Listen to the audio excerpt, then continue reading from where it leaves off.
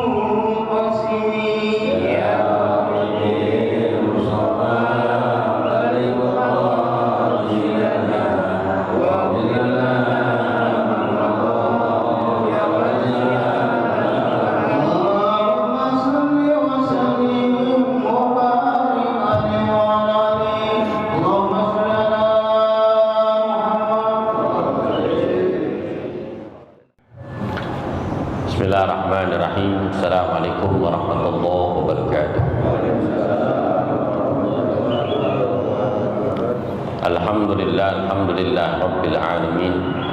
Wassalatu wassalamu ala ashrafil anbiya wal mursalin sayyidina wa maulana Muhammadin khataman nabiyyin wa ala alihi wa sahbihi wa man tabi'ahum bi ihsanin ila yaumiddin. Amma ba'd.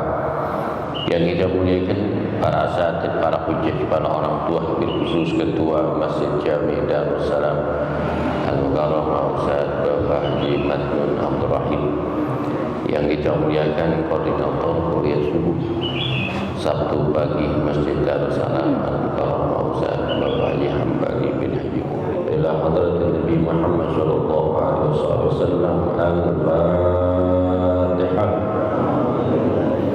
أعوذ بالله من الشيطان الرجيم. بسم الله الرحمن الرحيم.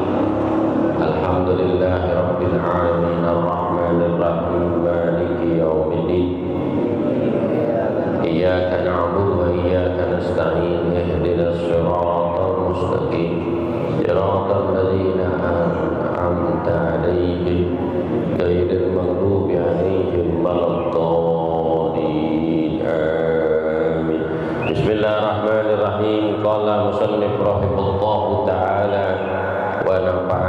بعلوم في الدارين إلا أنه باب الأمر بالمحافظة على السنة. Bab perintah menjaga, babul amril muhafazati, bab perkara menjaga sunnah wa adabiha, dan adab di dalam melaksanakan sunnah. Wa ammal hadisul awwalu an Abi Hurairah radhiyallahu anhu anin Nabi sallallahu alaihi wasallam qala da'uni ma taraktukum innama ahlaka man kana qablakum kasratu su'alihim wa ikhtilafu ala anbiya'ihim fa idza nahaitukum an shay'in fattanibu wa idza amartukum bi amrin fa'tu minhu mastata'tum, rawahu Bukhari wa Muslim. Wa ammal hadisul awwalu, adapun hadis yang pertama dari sahabat Nabi Abi Hurairah radhiyallahu ta'ala anin Nabi sallallahu alaihi wasallam, dari Nabi sallallahu alaihi wasallam bahwasanya baginda Rasul bersabda, da'uni ma taraktukum, tinggalkan aku sebagaimana aku tinggalkan kalian. Innama ahlaka man kana qablakum, sungguhnya telah hancur umat-umat dahulu sebelum kamu, kasratu su'alihim, mereka banyak bertanya, waqtilafu ala anbiyahim, akan tetapi mereka berbeda, ala anbiyahim, atas para nabi mereka. Fa idza nahaitukum an shay'in fattanibu, apabila aku melarang kepada kamu atas suatu perkara, fattanibu, maka jauhkanlah perkara itu. Wa idza amartukum bi amrin fa'tu minhu mastata'tum, apabila aku perintahkan kepada kamu pada suatu perkara, fa'tu minhu, maka jalankanlah perintah perkara itu, mastata'tum, menurut kemampuan kalian. Di dalam hadis, sumber hadis dari Abu Hurairah radhiyallahu taala anhu, namanya Abu Hurairah adalah Abdurrahman bin Sakhr, salah satu sahabat Nabi sallallahu alaihi wasallam yang dekat dan banyak meriwayatkan hadis dari Nabi. Bahwasanya Nabi sallallahu alaihi wasallam beliau bersabda, da'uni ma taraktum, tinggalkan aku sebagaimana kalian meninggalkan aku. Hadis ini perintah dari Allah Subhanahu wa taala melalui Rasul, dari lisan Rasul. Perintah untuk menjaga suatu perintah yang Allah perintahkan kepada kita dan menjalankannya dengan penuh keikhlasan dan tata cara di dalam pelaksanaan suatu perintah. Apa yang telah diperintahkan oleh Rasul sama apa yang diperintahkan oleh Allah Subhanahu wa taala kepada Rasul. Tidak mungkin seorang Rasul memerintahkan suatu perkara kecuali datang dari Allah Subhanahu wa taala, wa ma yuntiqu 'anil hawa in huwa illa wahyu yuha. Tidaklah Nabi SAW mengucapkan dengan hawa nafsunya, tapi datangnya dari Allah Subhanahu wa taala jalla jalaluhu wahdah. Para sahabat bertanya kepada Nabi di dalam sesuatu perkara. Pertanyaan ini sangat menyulitkan kepada Nabi dan para sahabat. Nabi bukan tidak bisa menjawab, Nabi bisa menjawab, tapi Nabi khawatir itu adalah perintah dari Allah Subhanahu wa taala dan Allah wajibkan apa yang pernah Nabi kerjakan dan diikuti para sahabat. Di dalam masalah sholatul tarawih termasuk sholat sunnah mutlak, sholatul khususiyah yang dilakukan di bulan Ramadan. Kakala disyariatkan pelaksanaan puasa di bulan Ramadan pada tahun kedua minal hijrah, diturunkan ayat Al-Quran di akhir daripada bulan Sya'ban. Allah Ta'ala turunkan ayat surah Baqarah 183. Ya ayyuhallazina amanu kutiba alaikumus siyam kama kutiba alal ladzina min qablikum la'allakum tattaqun ayyaman ma'dudat.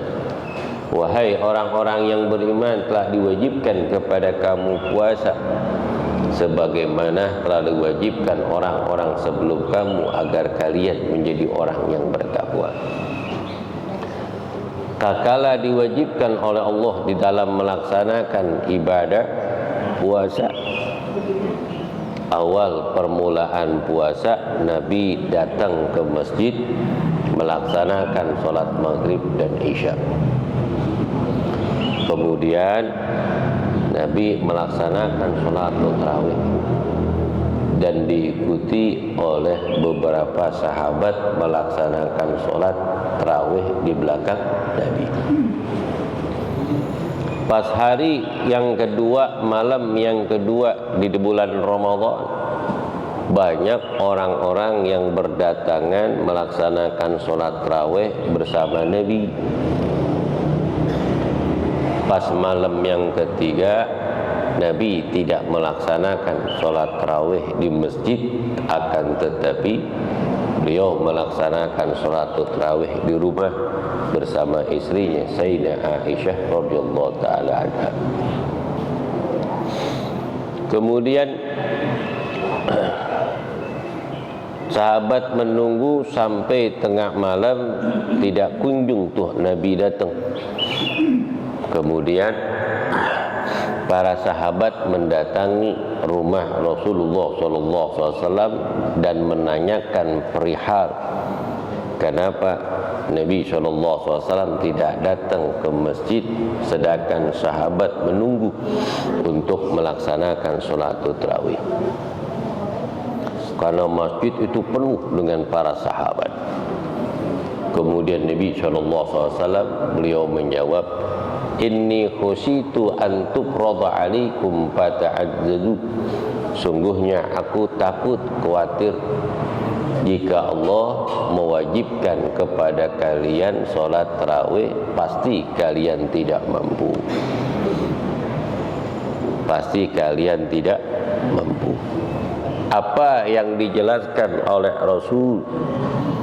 Rasul Maha mengetahui rahasia-rahasia apa yang disembunyikan di hati manusia. Dan seorang Rasul mengetahui kedipan mata seseorang, ini anugerah dari Allah Subhanahu wa taala, yutihi mayyasha min ibadihi. Allah akan memberikan anugerah kenikmatan kepada hambanya yang Allah kehendaki dari para nabi dan rasul dan para aulia dan orang-orang yang soleh. Diperlihatkan oleh Ta'ala hal-hal yang tidak bisa dilihat oleh manusia biasa. Dibuka hijabnya oleh Allah Subhanahu wa Ta'ala. Sahabat ketika itu mereka tidak menanyakan perihal secara mendetil perinci di dalam perkara sesuatu yang Nabi tidak datang. Inna mahlaka man kana qablakum kasratu su'alihim wa ikhtilafu ala anbiyahim. Ma taraktukum, sebagaimana aku tinggalkan kalian, sesungguhnya hancur dan binasa orang-orang dahulu sebelum kalian, dikarenakan mereka banyak bertanya dan bertentangan apa yang diperintahkan oleh seorang Rasul. Lihatlah kaum Bani Israel, Kakala mereka diberikan anugerah kenikmatan, apa yang diinginkan Allah turunkan, Allah kabulkan apa yang diminta dengan wasilah Nabi Allah Musa alaihi salatu wassalam. Minta diturunkan tuh maidatan minas sama, bermacam-macam makanan dari langit. Tanah ladang yang sangat subur. Mereka tidak menanam itu ladang, tapi tumbuh sendiri sayur-sayuran dan buah-buahan yang begitu lebat. Tapi mereka ingkar daripada nikmat yang Allah berikan kepada mereka. Banyak para nabi dan rasul dibunuh oleh mereka dari sesuatu perintah yang merasa memberatkan kepada mereka dan banyak kepentingan mereka dari kaum Bani Israel. Lihatlah Nabiullah Zakaria, beliau dibunuh oleh umatnya. Sudah masuk berlindung di mana? Di dalam pohon. Datanglah iblis laknatullah untuk memberitahukan tempat sembunyian Nabiullah Zakaria. Ditebang tuh pohon dan beliau berada di dalam dan meninggal dunia. Jadi bagaimana? Ikuti apa yang diperintahkan oleh Allah dengan ikhlas, dengan tulus, dengan kesabaran.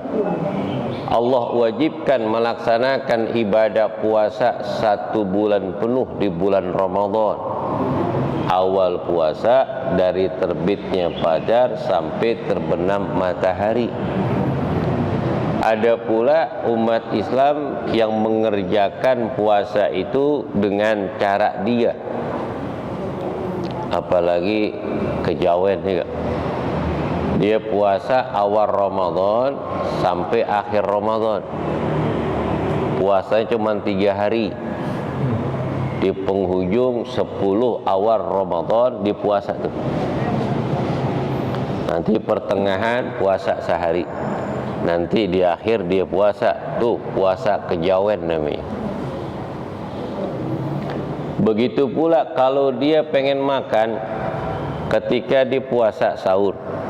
Paginya dia mau makan, makan aja.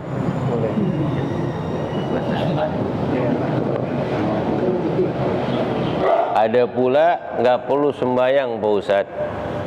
Yang penting iling, ingat sama Allah. Dalilnya uzkuruni azkur lakum. Aqimis sholata li zikri. Dirikanlah solat karena engkau mengingat aku, bukan rukuk dan sujud pusat. Asal ingat aja, gugur kewajiban. Cakep nih yang begini nih. Nanti kalau mati iling aja, nggak usah disolatin. Taruh di masjid, angkat lagi. Nah kok belum disolatin, iling aja. Emang dia mau sholatnya begitu, nanti meninggal gitu juga. Ya kan? Masya Allah. Kalau orang kayak gini itu main akal saja. Ketika didatang ke rumah kita, jangan kasih apa-apa Cidrus. Air, kopi jangan kasih, makanan juga jangan, iling aja. Kasih gambaran aja. Kalau warung Padang cuman lewat sampai parkiran balik lagi. Kira-kira kenyang nggak?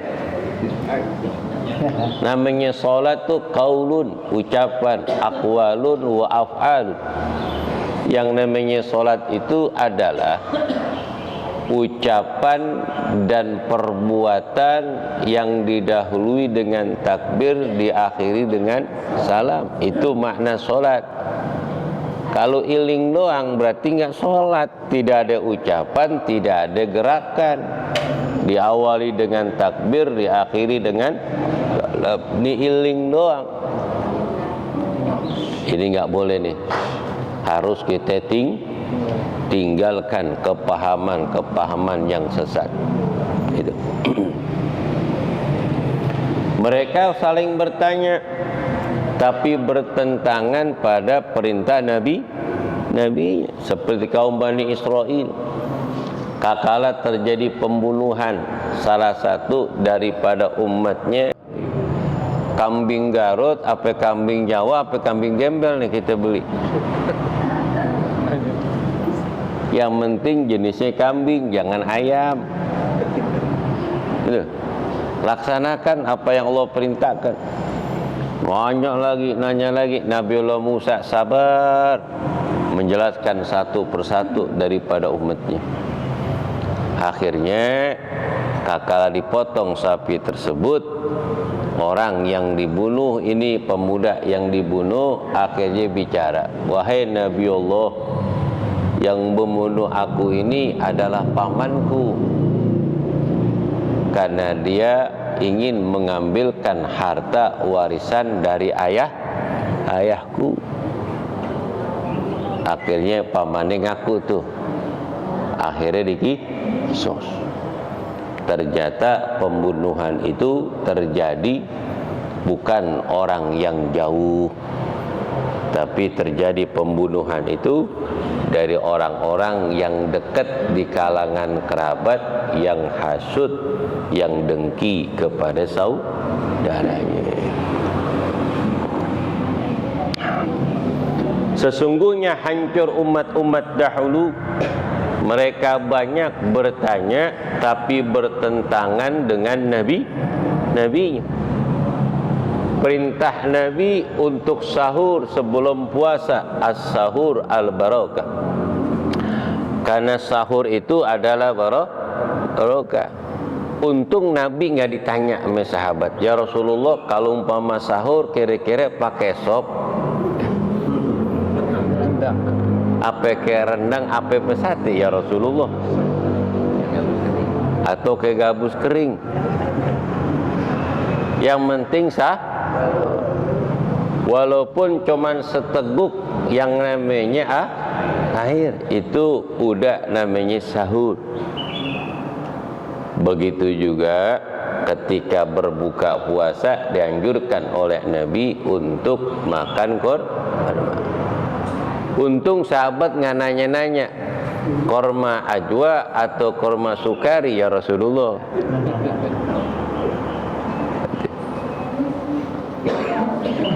Coba kalau nabinya orang Citayam, buka puasa,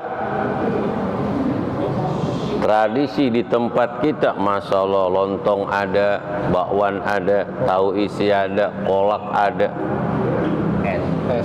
es ada, masya Allah, kue lapis ada, masya Allah.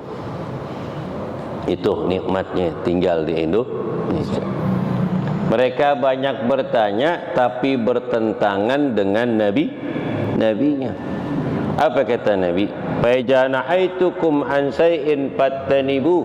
Jika aku perintahkan kepada kamu suatu perintah, apabila aku perintahkan kepada kamu suatu perintah, maka laksanakanlah menurut kemampuan kamu. Apabila aku melarang kepada kamu suatu perkara, maka jauhkanlah, jangan engkau kerjakan. Larangan untuk minum khamr, qalilu wa kasiru haramu tanaluhu. Khamr itu sedikit maupun banyak hukumnya haram. Hukumnya haram. Sahabat tahu, berarti sedikit walaupun cuman setetes, cuman nyobain. Saya nggak minum Pak Ustadz, cuman hargain aja temen lagi pada mabuk. Nggak banyak, 3 gelas sama. Solidaritas. Urusan maksiat tidak ada yang namanya persahabatan, menjaga kehormatan, menjaga apa? Kebersamaan. Tidak ada di dalam berbuat maksiat. La ta'ata fi ma'lukin bi maksiatil khaliq. Tidak ada yang namanya ketaatan di dalam berbuat maksiat.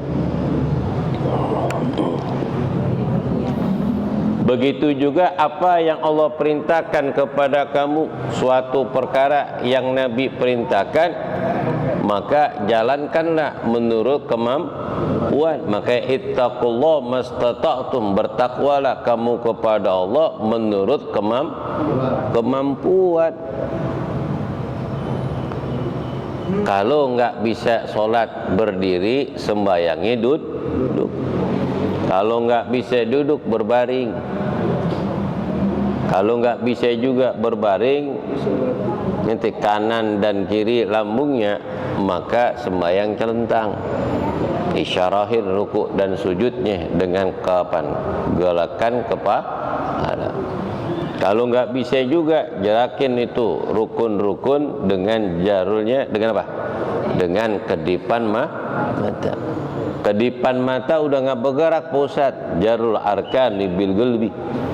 Jalanin rukunnya di dalam hati. Hatinya udah enggak bergerak lagi pusat, iklanin di Masjid Darussalam.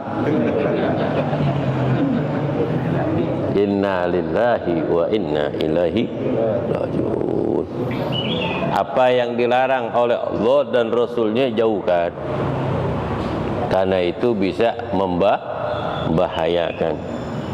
Nanti termasuk perbuatan yang keji dan kotor, jadi perbuatan jin. Maka Al-Quran, la taqrabuz zina, janganlah engkau melakukan, janganlah engkau mendekatkan perbuatan jin. Sungguhnya itu perbuatan yang keji dan buruk jalan yang ditempuh. Makanya la taqrabuz zina, jangan kau deketin tuh perbuatan zina, apalagi ngakuin. Saya nggak ngelakuin pusat, cuman berduaan doang. Walaupun nggak ngapa-ngapain, cuman pegang tangannya doang, sama. Pertama kan dari pandangan, pegangan tangan, betul. Kesononya lu nggak boleh tahu. Itu rahasia. Jangan. Agama melarang. Agama melarang. Untung para sahabat nggak bertanya-tanya. Jangan kau dekati perbuatan zina. Maksudnya jangan kau dekati tempat-tempat bordil. Walaupun iman kita kuat, kalau diuji dengan apa? Dengan harta, dengan wanita, luntur. Kain BS cakep banget, betul gak? Kain BS cakep banget, tapi kalau diredam pakai rinco, luntur. Begitu juga iman kita. Walaupun udah mantep juga jangan coba-coba, betul? Pasti luntur. Kenapa? Karena Allah telah mencoba hancurnya kaum Bani Israel itu dengan harta, dengan pangkat dan wanita. Berapa banyak orang-orang yang mulia, yang terhormat, jatuh dan terpuruk gara-gara dengan sebab wanita. Asani yang kedua, an Abi Naji Irbad bin Sariyah radhiyallahu anhu qala wa dzana Rasul sallallahu alaihi wasallam mau'ijatan baligatan wajilat minhal qulub. Dari Abi Naji Irbad bin Sariyah radhiyallahu anhu, Nabi memberikan nasihat kepada kami suatu nasihat yang jelas, wajilat minhal qulub, nasihat yang jelas yang menyentuh hati-hati kami. Wa dzarabat minhal uyun, dengan nasihat itu bercucuran air mata. Faqulna ya Rasulullah, kemudian kami katakan, wahai Rasulullah, ka'annaka mau'ijatun muwadda' fa'usina. Ya Rasul, seakan-akan engkau memberikan nasihat kepada kami, nasihat yang terakhir, nasihat perpisahan. Wala usikum bitaqwallah, maka sahabat mengatakan, berikanlah wasiat kepada kami ya Rasulullah. Kemudian Rasul bersabda, usikum bitaqwallah, aku wasiatkan kepada engkau, bertakwalah kalian kepada Allah. Wasam'i wa ta'ah, dengarkanlah dan taatlah. Wa in ta'ammara 'alaikum 'abdun habasyiyun, walaupun yang telah memerintahkan kepada kamu seorang budak Habasyah. Wa innahu may ya'ish minkum fasaytilapan katsira, sungguhnya siapa saja yang hidup di antara kamu fasayara, maka kelak dia akan lihat ikhtilafan katsira, ikhtilaf, berselisih paham di dalam tuntunan agama yang banyak. Fa'alaikum bisunnati wa sunnati khulafai rasyidin. Fa'alaikum, maka wajib bagi kamu berpegang teguh dengan sunnahku dan sunnah khulafai rasyidin mahdiyin. Mereka itu yang mendapatkan petunjuk. Addu 'alaiha bin nawajid, maka gigitlah sunnah itu dengan gigi gerahammu. Wa iyyakum muhaddatsatul umur, awaslah kamu mengadakan suatu perkara di dalam agama. Fa in kullu bid'atin dolalah, maka tidak semua bid'ah itu sesat. Di dalam hadis ini kita mengambil suatu pelajaran. Ketika Nabi SAW memberikan nasihat kepada sahabat, maka sahabat itu mendengar nasihat Nabi berupa ceramah mau'izatul hasanah yang Nabi sampaikan. Itu nasihat yang sangat luar biasa, menggetarkan hati para sahabat, bercucuran air mata para sahabat. Seakan-akan nasihat ini adalah nasihat perpisahan yang terakhir. Maka sahabat mengatakan, ya Rasulullah, berikanlah kepada kami wasiat. Maka Nabi mengatakan, aku wasiatkan kepada kamu bertakwa. Maka di dalam khutbah Jumat itu kalimat takwa, anjuran seseorang bertakwa kepada Allah termasuk rukun min arkani khutbah, rukun daripada dua khutbah di dalam pelaksanaan sholatul Jumat. Diingatkan diri kita untuk selalu mengingat akan Allah Ta'ala di dalam menjalankan perintahnya, menjauhkan larangannya. Hendaknya kalian takwa kepada Allah, dengarkan dan taat dan laksanakan. Nih, dengan 3. Apabila kita mendengar ayat-ayat Al-Quran, nasihat-nasihat dari guru dan orang tua kita, kita dengar, kita laksanakan dan kita taat, karena itu perintah Allah dan Rasul. Jangan sampai menentang dan tidak mau mendengarkan dan menutupi telinga mereka, sama seperti kaum Nabi Allah Nuh. Kakak dibacakan ayat-ayat firman Allah oleh Nabi Allah Nuh, mereka menutupi telinga mereka, kemudian membelakangi Nabi Allah Nuh dengan cara memantatin, menyembelihin Nabi Allah Nuh itu. Akhirnya Allah hancurkan mereka. Apabila dikatakan qala Allah Ta'ala, maka jangan ada yang berbicara wa man ahsanu qawlan minallah, karena ini firman Allah, tidak ada sesuatu yang terbaik daripada Al-Quran. Apabila Quran mengatakan qala Allah Ta'ala, kita dengar, karena ini firman Allah, Rabbus samawati wal ard la yamassuhu illal mutahharun. Saking mulianya nih Al-Quran, janganlah kamu sentuh kecuali dalam keadaan suci.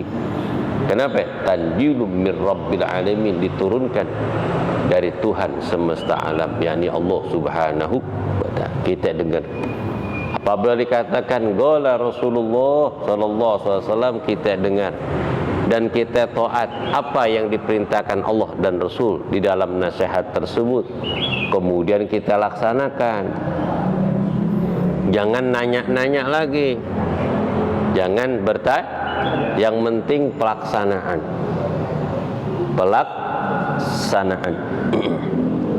Walaupun itu berat, tapi ini perintah, harus dilaksanakan. Seperti apa Pak Ustadz? Sesuatu perkara yang berat berkaitan dengan harta. Umpama orang tua kita panggil, kata orang tua, lu tanah yang disono kan atas nama lu, kasih adek lu ya, kasih adeknya. Iya Pak. Itu berat gak tuh? Berat. Tapi ini perintah orang tua. Kalau bagi kita nggak ada yang berat, orang kita kagak beli. Yang berat apa? Hati. Betul? Berat ini. Suatu yang berat. Sesuatu yang berat seperti ini kita tanya kepada ahlinya, kepada guru kita. Guru, dulu Bapak meninggal, sebelum meninggal itu tanah yang di sono 2000 meter disuruh kasih adik saya. Kan udah macam-macam bagian udah dapet, cuman adik saya susah dilihat, dia nggak bisa nggunain harta, dijual, dibakar dagang, habis mulu.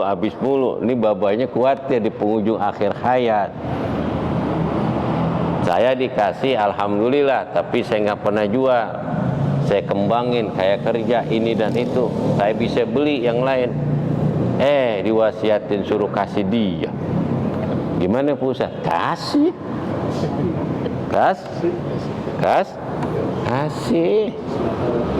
Betul. Namanya juga punya orang tuh, karena nanya ame guru laksanain. Coba kalau nanya sama orang, udah namanya mau orang, kemudian orang ini empet made kita, apa dibilang? Jangan Ji, itu kan mengjatah lu masing-masing, lu kasih rugi tekor. Betul. Apalagi sertifikat nama lu lagi. Coba kalau nanya sama guru, karena guru ini netral, tidak ada kepentingan di dalam segala hal, karena ini perintah dari Allah dan Rasul. Karena harta milik orang tua diberikan kepada anak, orang tua boleh ambil walaupun gak izin anak. Ini anak dibeliin motor cakep,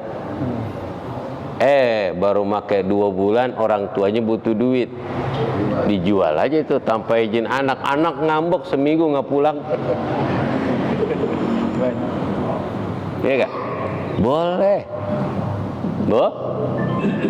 Begitu pula orang tuanya susah, nggak punya apa-apa, anaknya kaya.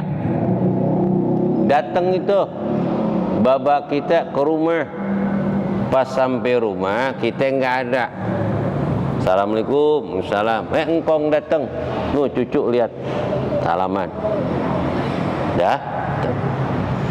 Dia bilang, laki lu mana? Laki nggak ada. Biasa Pak, kalau umpama Sabtu Minggu dia banyak kerjaan. Oh.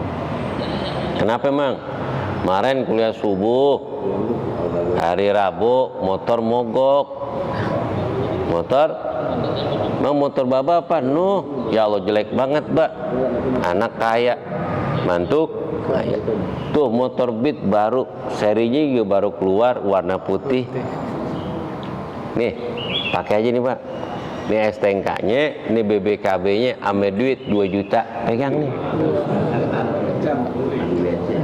Nih jaket dari kulit, pas banget kemarin Udin baru pulang dinas di Garut. Nih jaket kulit, biar kagak dingin kuliah subuhnya. Nih helm cakep banget ini. Wadah Pak, ngopi dulu sini. Ya gak? Girang tuh bapaknya. Girang. Pulang. Asar datang tuh anaknya Udin, pengen manasin motor mana yang baru, yang lama aja pakai. Kata istrinya, Mang kemana? Tadi bapak datang, motornya mogok mulu kuliah subuh. Gua kasih aja, habis dia mau pakai, mau minjem, ngapain minjem anak? Ambil aja. Saya kasih kuncinya, serap-serapnya, STNK-nya, BBKB. Saya kasih duit 2 juta, bapak girang banget. Itu jaket yang masih dibungkus, kita kasih aja dah. Sedeng. Helm juga yang bagus tuh, yang 6 juta saya kasih aja. Lagi abang miara punya helm banyak bener, kasih baba. Orang tua meratin banget saya, dari sekolahnya, dari makannya, dienterin itu sekolah. Hujan, jemput anak. Udah kayak gini lupa, ya Allah, gue beruntung banget punya istri kayak lu. Alhamdulillah. Kalau ada lagi Jagakarsa kabarin Ustadz Soleh. Betul. Karena ngaji. Coba kalau kagak ngaji, tuh tua-tua sialan banget dah. Benda orang anak diambil aja. Tuh kalau kagak ngaji. Kalau kagak ngaji. Kalau ngaji mah Masya Allah berkah. Ada sahabat Nabi datang kepada Nabi, ya Rasulullah, orang tuaku datang dan mengambil harta yang kumiliki. Bagaimana ya Rasulullah? Apakah aku ambil hartaku yang diambil sama orang tuaku? Kata Nabi, jangan. Anta wa maluka li abik, kata Nabi. Dirimu dan hartamu milik orang tua. Dirimu dan hartamu milik orang tua. Apa yang kita dapatin jasa siapa, gue tanya? Orang tua. Situ bisa gambar, bikin apartemen dan sebangsanya. Siapa yang sekolahin? Siapa yang biayain? Ibu bapak kita yang didik, yang melihara badan kita sampai sehat kayak gini. Kalau miara pembantu umpama jagain tuh momong anak kita 2 juta sebulan, belum makannya. Kali itu sekian tahun 20 maknya mulu, babanya kagak. Cuman sekedar doang 200, emaknya 2 juta. Nggak adil ini.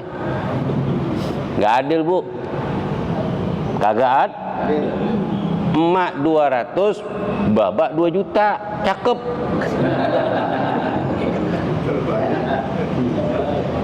Tuh begitu.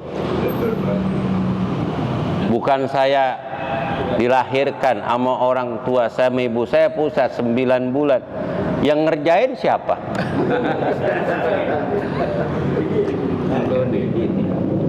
Yang ngelola siapa? Ayah yang capek. Sebab kalau kasih ibu tuh duit berapa aja habis. Berapa aja habis. Kalau orang tua nih yang laki tahan. Betul gak? Kalau duit dikasih ibunya nih, bapaknya nggak dikasih umpama, tuh bakalan habis. Udah habis pasti ayah kita dimintain duit. Betul gak? Ayah kita kagak punya duit. Kalau kasih ayah kita, emak kasih 500, babak kasih 2 juta, cakep. Ketika uang emak kita habis, itu minta sama siapa? Ame bapak kita. Duh, kasih. Tapi kalau duit udah dipegang ame emak kita, bapak kita pengen ngerokok nih, minta, gomelin. Udah kerja kagak, udah pensiun, masih ngerokok aja dah. Sian anak nyari duit, tuh duit dibakar-bakar, ngasih kagak, gomelin. Akhirnya pikiran-pikiran stroke, meninggal. Betul. Gua ajarin nih anak muda, kalau ngasih duit bapak ame emak diapain? Dipisahin. Bapak paling banyak, emak sekedarnya aja. Sekedar. Cocok gak Pak? Cocok gak Pak? Cocok gak? Cocok tuh. Biarin ibu-ibu gerendeng, biarin. Betul. Tuh begitu. Kasih. Itu namanya adil. Kalau emak duitnya habis, minta sama siapa? Sama bapak kita. Sama juga. Cuman kalau duit dititip emak semua, keperluan bapak kita minta, susah. Susah. Jangankan udah pensiun, kita masih kerja nih.